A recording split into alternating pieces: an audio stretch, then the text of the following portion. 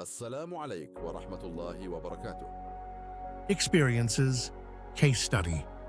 Let us now, in order to increase the interest and knowledge of the readers, describe some important incidents related to the treatment of patients through Najmi Healing Energy.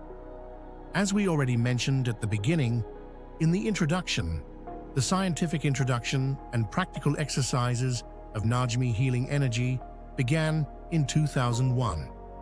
At that time, we established a clinic in North Karachi called Al Sehat Welfare Clinic.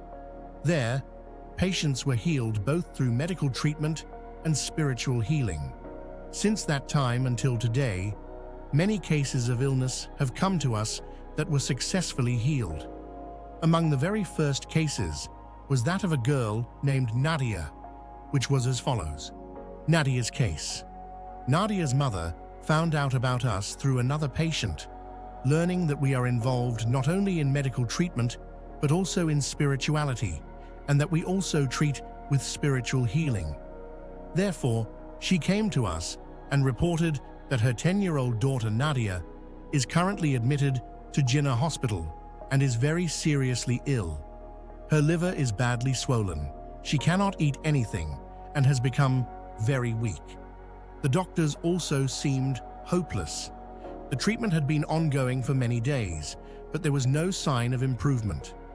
She also said that a few years ago, Nadia's older sister had died at the age of 12 from a similar abdominal illness in a private hospital.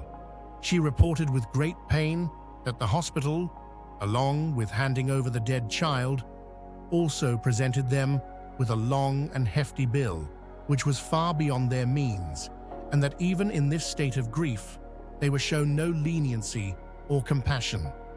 I told her that if she wanted her daughter to receive healing, she would have to bring Nadia to us once a day for 3 days. The woman replied that she would get Nadia discharged from the hospital the very next day and would definitely bring her to us. The next day, the woman actually came to our clinic with Nadia. The girl looked very weak and thin. She reported that whatever she ate, she would immediately vomit. In any case, I performed 10 minutes of spiritual healing on the girl, and then she went home with her mother. The next day, when the girl came with her mother, she already looked much better, almost normal. She and her mother seemed very happy. The mother reported that after yesterday's healing, Nadia went home, ate and drank something, and even started playing.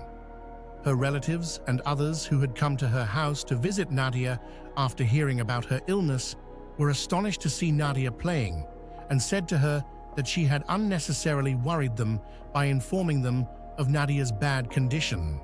The child, thank Allah, looked perfectly fine. The woman jokingly said to me that now, in the eyes of the people, they appeared to be liars. After that, she told me about another problem. Nadia's older sister Shazia, who is 13 years old, often has strange and very painful fits due to supernatural influences. She said that she would bring Shazia to us in a few days as well. After that, the woman thanked me and left. And with just 3 days of our healing, Nadia, by the grace and mercy of Allah, became completely healthy. Usama's case, at that time, next to our clinic, there was a video game shop for children, where kids would come to play games. This shop belonged to a man named Salim, with whom I gradually became friends. One day, Salim came to me and said that his elder brother's child, who is 2 years old, is seriously ill and admitted to the hospital. The doctors have said that there is a tumor in his neck, and apart from surgery, there is no other option of treatment. However, the child is very young, so if surgery is performed now, his life could be at risk. The child is currently in a lot of pain and has become emaciated and weak. I told Salim that at this time, apart from spiritual healing, I see no other solution. On my suggestion, he brought Usama to the clinic. The child looked very weak at 2 years old. He appeared to be only 6 months old. Anyway, we performed spiritual healing on the child for 3 days. After that, Salim did not bring the child again, and I forgot about the matter. About 6 months later, one day I went to Salim's shop and saw a chubby, healthy and cute child sitting there. We asked Salim whose child this was. Hearing our question, he laughed and said, "Oh, doctor, have you completely forgotten this child? This is Usama, whom you performed healing on." Seeing this, I was also surprised and could hardly believe that this was the same child I had treated.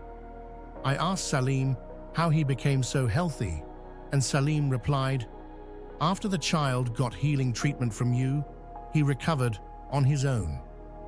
Rabia's case. In November 2010, at the beginning of winter, I traveled with my friend Muhammad Ali for leisure and sightseeing to the Banglabara area of the city of Alipur in Punjab. There lived his friend Zakaria, at whose house we stayed. At that time, there was also a wedding taking place at his home. We visited the village during this season, and the mustard fields were in full bloom, presenting a very beautiful and enchanting sight. The hosts were very hospitable. We were served various traditional dishes, and they gave us an extensive tour of the village. My friend Muhammad Ali also introduced Zakaria's family to our spiritual healing work. Upon this, Zakaria and his family told us that there was a man in their community named Abdullah, whose daughter, Rabia, had been suffering from cancer for about 4 years. They had tried many treatments, even taken her to Karachi and had her treated at Kiran Hospital, but nothing helped. Now, even the doctors had given up. Rabia was currently in great distress and at home, struggling between life and death. They also told us that during these 4 years, about 1.5 million rupees had been spent on Rabia's treatment, and they even had to sell the land on which they farmed. Therefore, their financial situation had become very bad. All these stories made us very sad. I agreed to treat Rabia, whereupon Abdullah was called, who appeared to be an older religious man. We were introduced to him, I explained the method of spiritual healing to him, and it was agreed that we would come to their house in the evening to treat Rabia. In the evening, after the Asr prayer, I went with my friend Muhammad Ali and 2 hosts to Abdullah's house. Rabia was already lying on a bed in the spacious courtyard of the house. Next to her were 2 or 3 more beds, on which other women of the family were sitting. One bed was empty, on which our friends sat. Near Rabia's bed, there was a chair for me, on which I sat. I asked Rabia how she was, and she reported that she had severe pain all over her body, could not sleep at all, had no appetite, and if she tried to eat something, she would immediately vomit. The weakness was so great that she could not even sit up anymore. Rabia's mother also confirmed that Rabia stayed awake all night and could not sleep because of the pain. Rabia's age was given as about 25 years. I told Rabia that if possible, she should sit up so that I could perform 10 minutes of healing on her head. She replied that due to weakness, she could no longer sit up. So I placed the chair at the head of her bed, asked her to close her eyes for 10 minutes, and placed my right hand on her head to give her energy for 10 minutes. After the healing, we all returned to our accommodation. The next morning, Abdullah came to me and reported that Rabia's condition had improved significantly after the healing. She had slept peacefully at night for the first time in a long while and had eaten and drunk something in the morning, which she was able to keep down. The physical pain had also decreased significantly. Everyone was very happy and asked us to come again to treat Rabia. The next morning, we went again for healing and told them that we would come again in the evening after the Asr prayer. As a result of the healing, Rabia's condition was improving very quickly.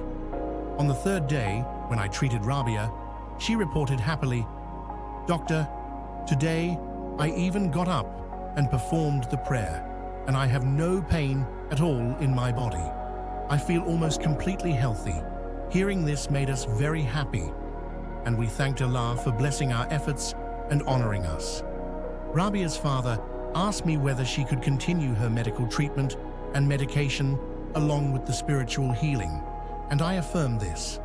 Coincidentally, I had to leave for Karachi on the evening of the third day because I was to start work at the Mohammadi Welfare Clinic the next day. I asked Rabia and her family to call me every morning and evening so that I could continue the healing from home. So, I departed for Karachi. On the fourth day, after arriving in Karachi, I performed Rabia's healing from home. She reported by phone that she was moving around, felt completely normal, and had no complaints at all.